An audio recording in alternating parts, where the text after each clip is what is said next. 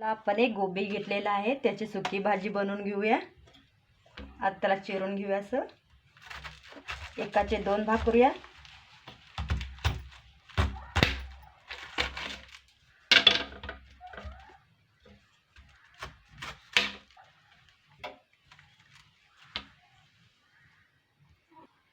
अशा प्रकारे बारीक चिरून घेतलेला आहे।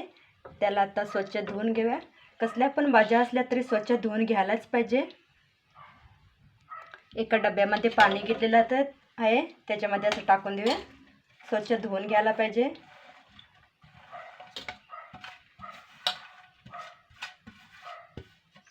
असं बरं करून धुवून घेतलं पाहिजे।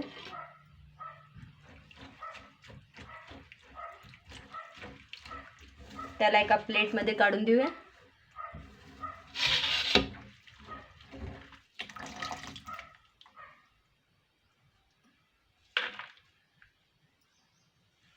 अशा प्रकारे स्वच्छ धुवून घेतलेला आहे।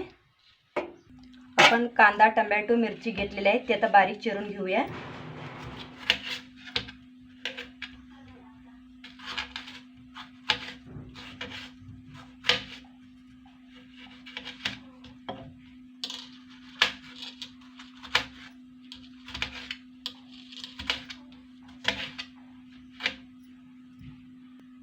टोमॅटो, मिरची, कांदे चिरून झालेला आहे। आता लसूण घेतलेला आहे, त्याच्यामधील 4-5 पाकळ्या काढून घेऊया आपण।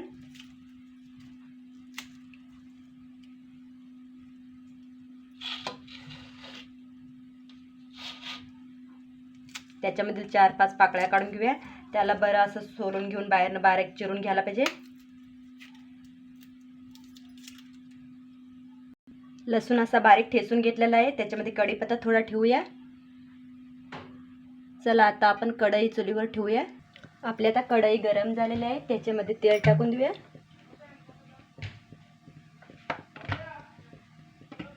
तेल गरम व्हायला पाहिजे। तेल गरम झालेलं आहे, त्याच्यामध्ये जिरं मोहरी टाकूया।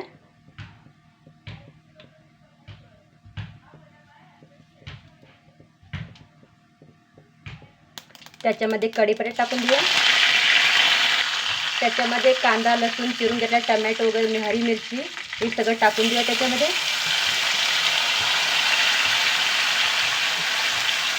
त्याला असं बरं मिक्स करून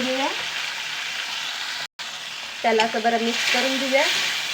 फक्त गोबीची सुकी भाजी बनवणार आहे, त्याच्यामध्ये दुसरं काही घालणार नाही, बटाटा वगैरे असं काही घालायचं नाही। फक्त गोबीचीच भाजी सुकी करायची आहे। अशा प्रकारे आता बनवून घेणार आहे।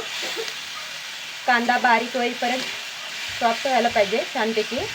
त्याच्यावरती 2 मिनिटं झाकून देऊया। बारीक मुलामून व्हायला पाहिजे, जरासं झाकून देऊया। कांदा असा बारीक झालेला आहे, शिजून लालसर झालेला आहे, असा सोनेरी रंगाचा। टोमॅटो पण छान बारीक झालेला आहे। त्याच्यामध्ये आता आपण गोबी चिरून घेतली होती ती टाकून देऊया।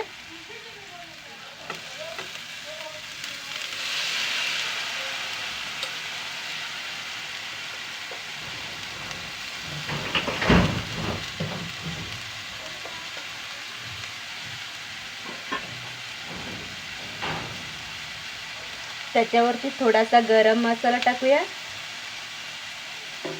थोडीशी हळदी टाकूया, थोडंसं हिंग टाकूया।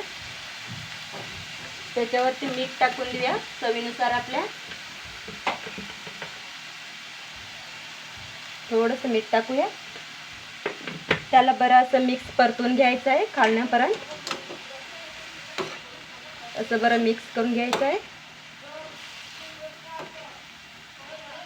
त्याच्यामध्ये आता पाणी सुद्धा काय घालायचं नाही, त्या वाफेवरती शिजून द्यायचं आहे त्याला।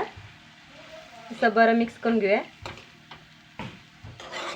पाणी वगैरे घालायची जरूरत नाही याच्यामध्ये।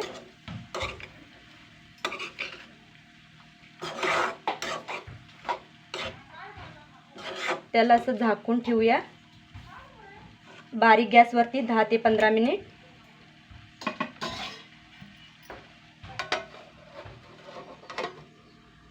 थोडीशी त्याच्यामध्ये काली मिर्च टाकून देऊया। असं बरं मिक्स करून घेऊया थोडंसं।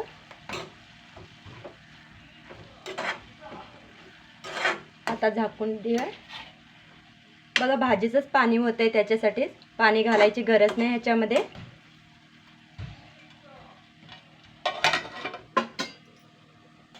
आता आपली भाजी तयार आहे अशी.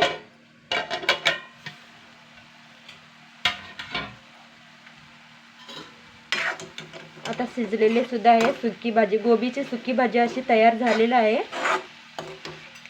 भाकरी बरोबर सुद्धा खाऊ शकता, चपाती सुद्धा बरोबर खाऊ शकता, दुपारच्या जेवणाबरोबर सुद्धा खाऊ शकता, छानच लागते.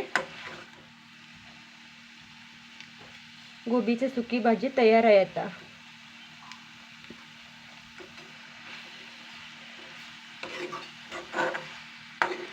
आणि शिजून पण असं छान आलेलं आहे.